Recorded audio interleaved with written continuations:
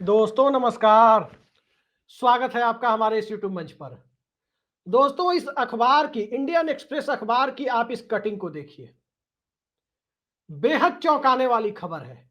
ध्यान से देखिए इसे। खबर दरअसल यह है, यह अंग्रेजी में है, मैं इसका हिंदी तर्जुमा आपको बताता हूं। खबर दरअसल यह है कि गृह मंत्री अमित शाह ने पिछले दिनों 3 लोगों को मिलने के लिए बुलाया। जनता दल यूनाइटेड के कार्यकारी अध्यक्ष संजय झा, जेडीयू के ही केंद्रीय मंत्री ललन सिंह और बिहार के एक ब्यूरोक्रेट जिनका नाम इसमें नहीं छपा है। और इन तीनों से चर्चा इस बात पर की गई कि आखिर नीतीश कुमार की, जो इस खबर के मुताबिक, इस रिपोर्ट के मुताबिक, जो कौमी कपूर की एक रिपोर्ट है उसके मुताबिक, जो नीतीश कुमार की नासाज तबीयत है, उस नासाज तबीयत को देखते हुए क्या जेडीयू में कोई सक्सेशन प्लान या भविष्य की रणनीति है कि नीतीश कुमार की जगह आगे क्या किया जाए। थोड़ा और खुल करके इस पर चर्चा करें तो इस सवाल का मतलब यह था कि क्या जनता दल यूनाइटेड को नीतीश कुमार की जगह अब मुख्यमंत्री बीजेपी को या किसी और को दे देना चाहिए। क्या इसके लिए नीतीश कुमार कुछ सोच रहे हैं? यह सवाल सुनते ही उन तीनों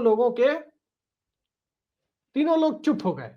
और जब वो तीनों लोग चुप हो गए, चुप्पी साध दिए, उसमें जो ब्यूरोक्रेट महोदय थे, जो नौकरशाह थे, नीतीश कुमार के बड़े ही नजदीकी बताए जाते हैं, उन्होंने कहा कि इस मामले में तो अब नीतीश कुमार ही बता सकते हैं और वो उम्मीद करेंगे कि इस मामले के लिए नीतीश कुमार से सीधे सीधे प्रधानमंत्री नरेंद्र मोदी बात करें।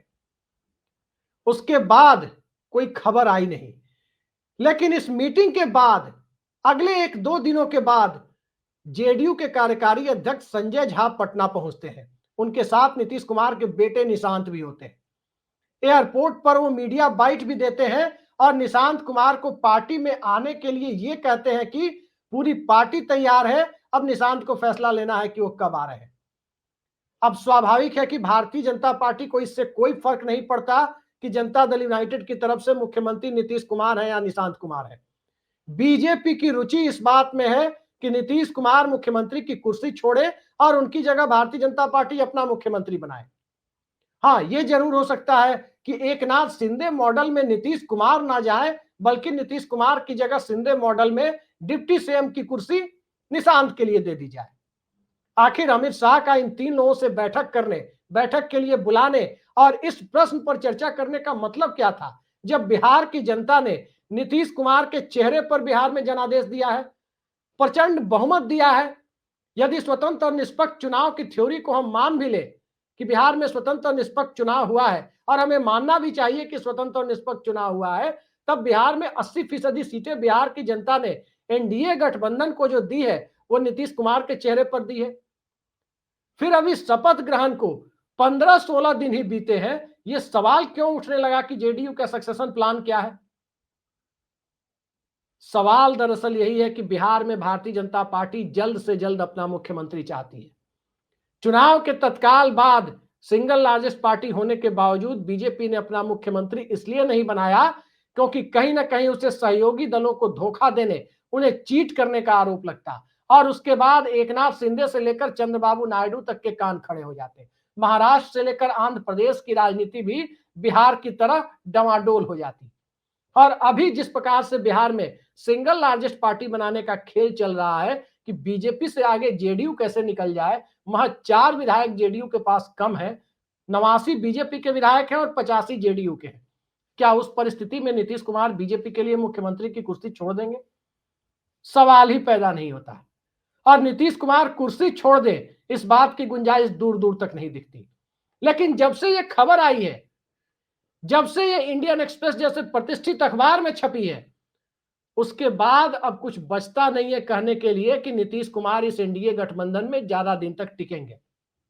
नीतीश कुमार एनडीए गठबंधन में नहीं टिकेंगे ज्यादा दिन तक, यह बात करीब करीब तय है। और यह बात भी तय है कि एनडीए गठबंधन के अंदर बीजेपी की जो मंशा है वो चुनाव के बाद या इंडियन एक्सप्रेस की इस खबर के बाद नीतीश कुमार को पता लगी हो। नीतीश कुमार को तो तब से यह बात पता थी कि बीजेपी बिहार का मुख्यमंत्री पद हथियाना चाहती है, जब से गृह मंत्री अमित शाह ने, चाहे कोई मीडिया कॉन्क्लेव हो, चाहे अखबार को दिए हुए इंटरव्यू हो, हर जगह ये कहते रहे कि चुनाव तो नीतीश कुमार के नेतृत्व में ही लड़ा जाएगा, लेकिन चुनाव के बाद विधायक दल तय करेगा। एक बार तो यहां तक कह दिया था कि संसदीय बोर्ड में फैसला होगा।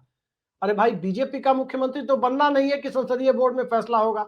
मुख्यमंत्री तो एनडीए का बनना है और एनडीए के दलों की सर्वसम्मति से फैसला होगा, या उससे फैसला होगा कि 122 का नंबर विधानसभा में किसके पास आता है। तो इन सब परिस्थितियों को देखते हुए नीतीश कुमार को बखूबी पता है कि गुजरात लॉबी क्या चाहती है, भारतीय जनता पार्टी क्या चाहती है। बीजेपी 2014 से बिहार का मुख्यमंत्री पद चाहती है, और याद कीजिए वो दौर जब जीतन राम मांझी को नीतीश कुमार ने मुख्यमंत्री बनाया था। फिर जीतन राम मांझी कैसे बीजेपी के बहकावे में आ गए थे और अंततः विधानसभा के अंदर विधानसभा को भंग करने तक की सोचने लगे थे।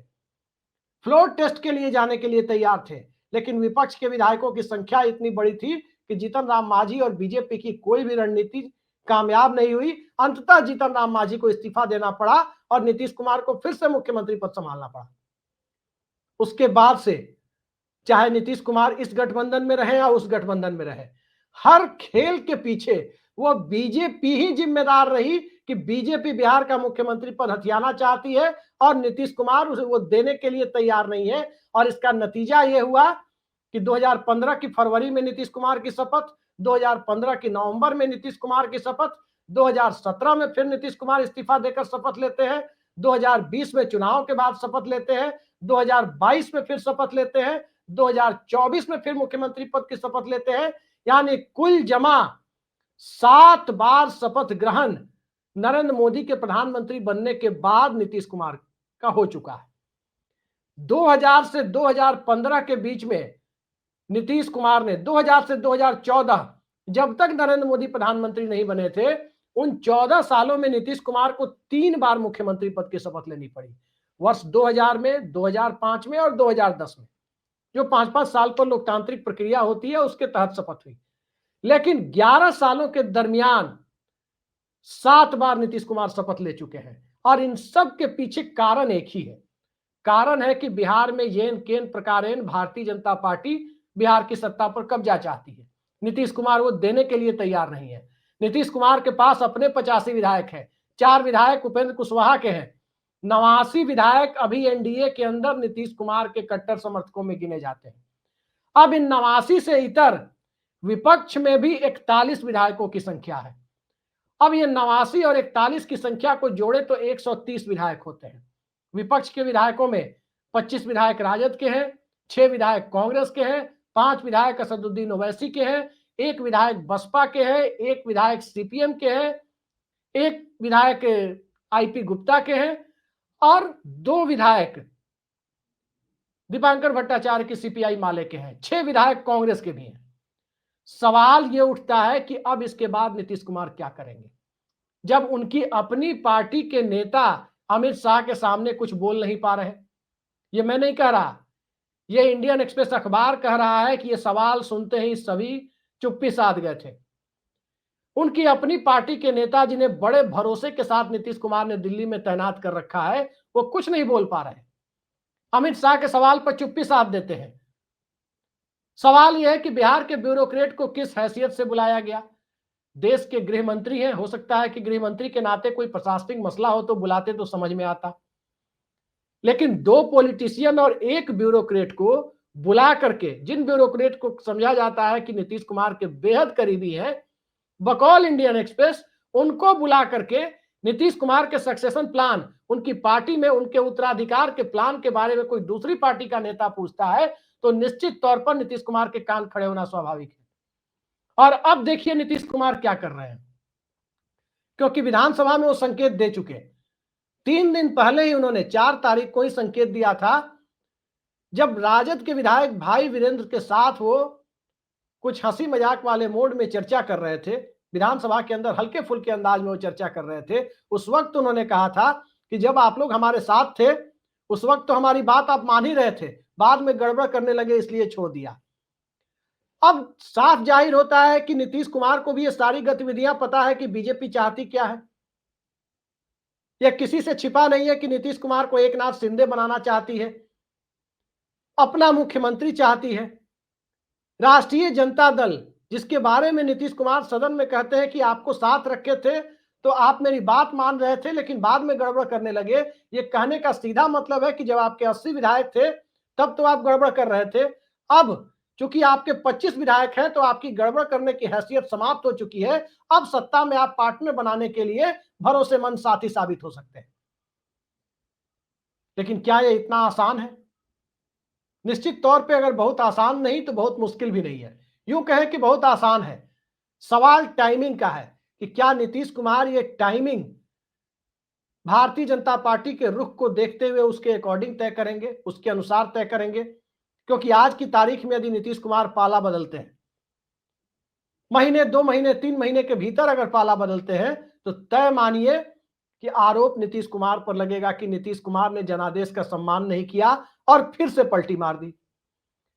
लेकिन अगर नीतीश कुमार भारतीय जनता पार्टी के मंत्रियों को बर्खास्त करते हैं, विधानसभा में विपक्ष के समर्थन से बहुमत हासिल करते हैं और फिर विपक्ष के विधायकों को मंत्री पद की शपथ दिलाते हैं, तो यह बेहद आसान काम है। क्योंकि अब राज्यपाल के पास कोई कारण नहीं है कुछ कहने का। मुख्यमंत्री जब तक फ्लोर पर अपना विश्वास मत में विफल ना हो जाए तब तक राज्यपाल के पास कोई अधिकार नहीं है कि किसी तरह से बिहार के या किसी भी राज्य के मुख्यमंत्री को वो डिस्टर्ब कर सके। बहुमत का आंकड़ा नीतीश कुमार के पास है और इस बार यदि पाला बदल होगा तो इस्तीफा देकर पाला बदल नहीं होगा, बल्कि भाजपा कोटे के मंत्रियों को बर्खास्त करने के साथ पाला बदल होगा। यह बात करीब करीब तय है। और यह बात भी तय है कि भारतीय जनता पार्टी जिस तरह से बिहार पर कब्जे की अपनी नीयत के साथ आगे बढ़ रही है, उसके बाद नीतीश कुमार इस गठबंधन के साथ टिकेंगे नहीं। आखिर बीजेपी ने 14 मंत्री शपथ दिलवाए, जनता दल यूनाइटेड से नीतीश कुमार की पार्टी से 8 ही मंत्री क्यों बनाए गए? 6 मंत्रियों का पद खाली क्यों रखा गया? दोनों के विधायकों में तो बहुत मामूली अंतर है, केवल 4 विधायकों का। लेकिन बीजेपी से 14 मंत्री और जेडीयू से 8 मंत्री। सबको पता है कि नीतीश कुमार इसके पीछे कौन सा खेल खेल रहे हैं। आने वाले वक्त में 19 विधायकों वाली लोक जनशक्ति पार्टी में ही कहीं कोई बड़ी टूट हो जाए और बड़े हिस्से को 2/3 या उससे बड़े हिस्से को जनता दल यूनाइटेड अपने साथ लेकर चली जाए, किसी को आश्चर्य नहीं होना चाहिए। क्योंकि बिहार में याद रखिए कि नीतीश कुमार यदि खेल करेंगे तो 125-30 विधायकों वाली संख्या के साथ खेल नहीं करेंगे, वो 135-40 के ऊपर ले जाएंगे विपक्ष का आंकड़ा, तब जाकर खेल करेंगे। इतनी आसानी से खेल नहीं करेंगे। मिशन लोजपा जनता दल यूनाइटेड की पहली प्राथमिकता हो सकती है, क्योंकि भारतीय जनता पार्टी लोजपा को तोड़ेगी नहीं। चिराग पासवान के 5 सांसदों की जरूरत नरेंद्र मोदी को दिल्ली में भी है, और वो जरूरत तब और बढ़ जाती है जब नीतीश कुमार की पार्टी का रुख सबको पता है। और नीतीश कुमार की पार्टी के इस रुख के लिए मजबूर कौन कर रहा है? खुद भारतीय जनता पार्टी कर रही है। अब ऐसे में कोई नीतीश कुमार को पलटू राम कहे तो निश्चित तौर पर यह परिस्थितियों के साथ और नीतीश कुमार के साथ इसे जस्टिस नहीं कहा जाएगा। क्योंकि कोई भी राजनेता, कोई भी पॉलिटिकल व्यक्ति अगर ये देख रहा है कि सामने से उसकी कुर्सी के साथ कोई षड्यंत्र चल रहा है, उसकी कुर्सी छीनने का कोई खेल चल रहा है, तो भला वो जनादेश का सम्मान करने के लिए अपनी कुर्सी गंवाता हुआ अपनी आंखों के सामने देखता रहेगा? निश्चित तौर पर नहीं देखेगा। और खासकर तब जब उसके पास वैकल्पिक इंतजामात मजबूत हो। बिहार में वैकल्पिक इंतजामात की कमी नीतीश कुमार को कभी नहीं रही है। वो महागठबंधन में जब थे तब भी कमी नहीं थी, तब भी भारतीय जनता पार्टी उनके साथ आने को आतुर थी, और जब वो बीजेपी के साथ थे या अब भी हैं तब भी महागठबंधन के लोग उनके साथ आने को आतुर हैं।